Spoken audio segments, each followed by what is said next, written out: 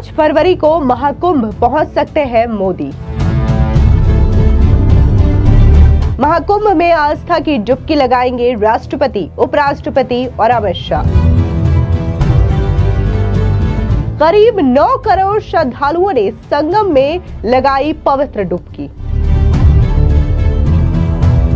जब से प्रयागराज में महाकुंभ स्नान का शंखनाद हुआ है, उसके बाद से देश विदेश से तमाम लोग हैं जो कि आस्था की डुबकी लगाने के लिए महाकुंभ पहुंच रहे हैं। इस बीच खबर ये सामने आ रही है कि देश के प्रधानमंत्री नरेंद्र मोदी, राष्ट्रपति, उपराष्ट्रपति और गृह मंत्री अमित शाह जल्द ही संगम नगरी पहुंच सकते हैं और वहां पर महाकुंभ में डुबकी लगा सकते हैं। इस बीच जो प्रोटोकॉल है, जो डेट है, वो भी सामने आ गई है। दरअसल आपको बता दें कि प्रधानमंत्री नरेंद्र मोदी 5 फरवरी को महाकुंभ मेला 2025 का दौरा कर सकते हैं। वहीं बात अगर हम केंद्रीय गृह मंत्री अमित शाह की करें तो वो 27 जनवरी को मेले में शामिल होने वाले हैं। उम्मीद है कि 1 फरवरी को उपराष्ट्रपति जगदीप धनखड़ भी समारोह का हिस्सा बनेंगे। 27 जनवरी को गृह मंत्री अमित शाह अपने तय कार्यक्रम के मुताबिक महाकुंभ में हिस्सा लेंगे। वो संगम में पवित्र डुबकी लगाएंगे, गंगा पूजन करेंगे और अधिकारियों के साथ बैठक करेंगे।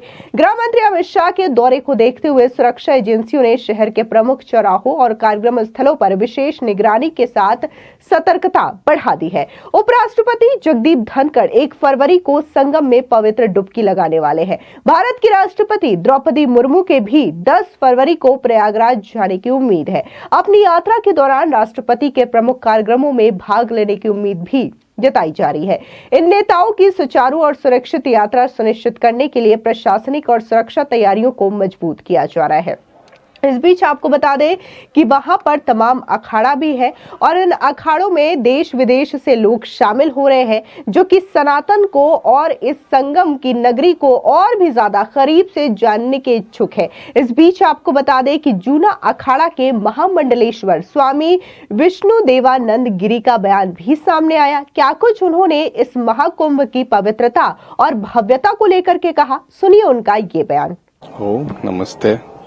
Что только что происходило, хотел себе Баджиманду, что это было, и чем вы обычно занимаетесь каждый день?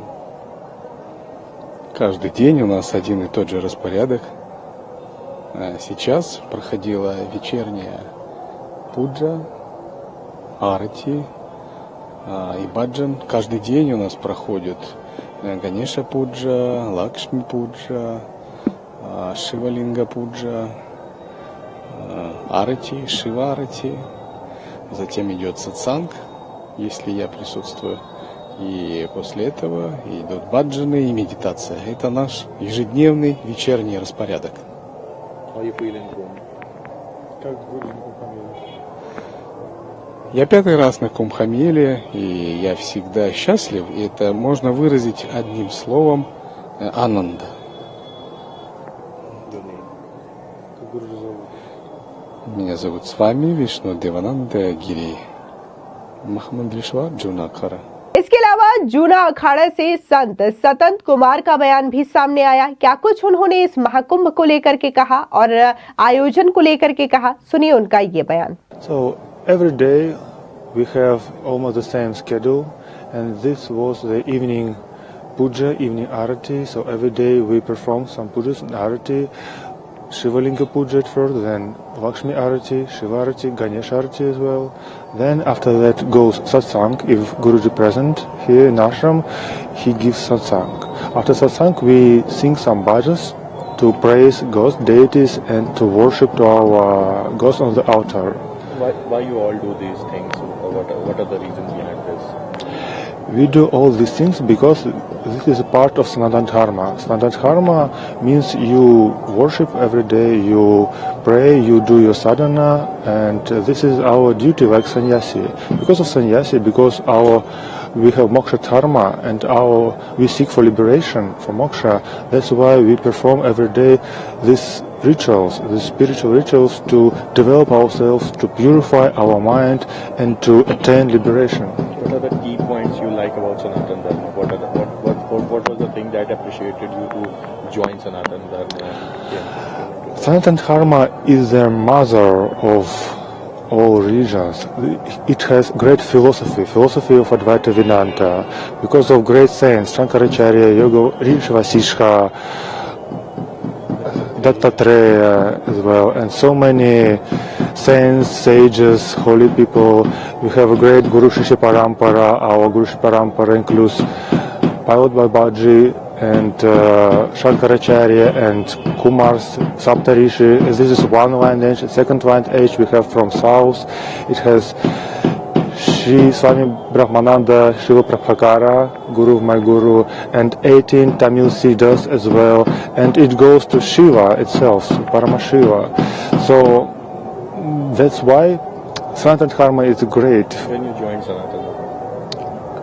I personally joined Sanatana Dharma 10 years ago, but we have a lot of sannyasi in our ashram and Swamiji. Some of them joined 25 years ago, some of them 20, maybe 30 years ago, so we have different ages. What was the point that triggered you to come in Sanatana? Because of Sanatana Dharma showed me the way to liberation, showed me the way to God, and it explains me who is God, who am I, what I am doing here, what my purpose of my life.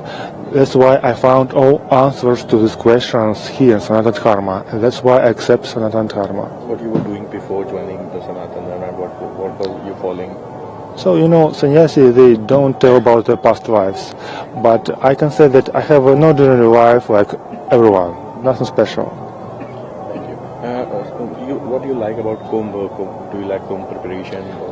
Yes, of course. Kumbh is a great holiday, is a great gathering of all sadhus from the whole India, from the whole world, and we feel these blessings from all sages, from all Mahamangaleshwaras as well, and we take snan, and Ganga blesses us every time. So here in Kumbh Mela there is a great opportunity to increase your spiritual knowledge, increase your spiritual spirit itself, and that's why we are here. You look at preparations done by the government, you will like that? As usual, preparations are pretty nice. We like everything arranged so good, so we enjoy being here in Kumbh Mela. Your name, please?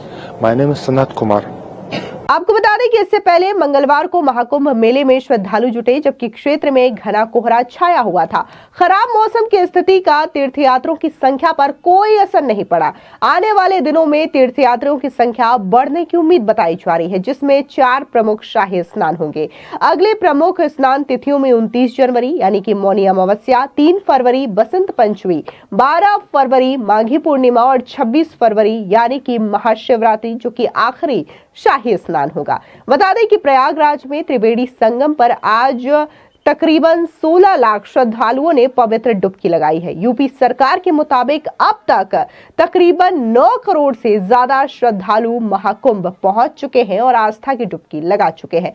Prayagraj में आयोजित हो रहे महाकुंभ 2025 की भव्यता और महत्व को लेकर के योगी सरकार देश विदेश में व्यापक प्रचार अभियान में जुटी है और इसी कड़ी में सोमवार को नई दिल्ली स्थित विदेश मंत्रालय यानी कि जवाहरलाल नेहरू भवन में विदेशी मीडिया के समक्ष महाकुंभ की आध्यात्मिक, सांस्कृतिक और आर्थिक विशेषताओं को प्रस्तुत किया गया। प्रयागराज में आयोजित हो रहे विश्व के सबसे बड़े आयोजन को धर्म, संस्कृति और आत्म खोज के प्रतीक के रूप में बताया गया।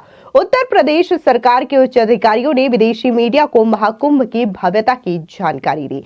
विदेश मंत्रालय एवं उत्तर प्रदेश सरकार द्वारा आयोजित इस कार्यक्रम में विदेशी मीडिया के समक्ष जानकारी देते हुए बताया गया, महाकुंभ 2025 मानवता के इतिहास के सबसे बड़े आध्यात्मिक, सांस्कृतिक और आर्थिक समागमों में से एक है। यह आयोजन 13 जनवरी से 26 फरवरी तक प्रयागराज में आयोजित हो रहा है। इसकी पौराणिक जड़ें समुद्र मंथन की कथा से जुड़ी हुई है, जिसमें अमृत कलश से 4 पवित्र स्थानों प्रयागराज, हरिद्वार, उज्जैन और नासिक में अमृत की बूंदें गिरी थी। महाकुंभ का स्नान आत्मा की शुद्धि और आत्मज्ञान का प्रतीक माना जाता है और जिस वजह से सनातन धर्म को लेकर के अब देखने को मिल रहा है कि विदेशियों का जो लगाव है वो भी काफी ज्यादा है और इसी वजह से जब 144 सालों के बाद ये पूर्ण महाकुंभ का आयोजन किया गया तो देखने को मिल रहा है न सिर्फ देश भर से यहाँ पर श्रद्धालु पहुंच रहे हैं, बल्कि विदेशों से भी यहाँ पर लोग आ रहे हैं, यहाँ पर रह रहे हैं, कल्पवास कर रहे हैं, दीक्षा ले रहे हैं और इसके अलावा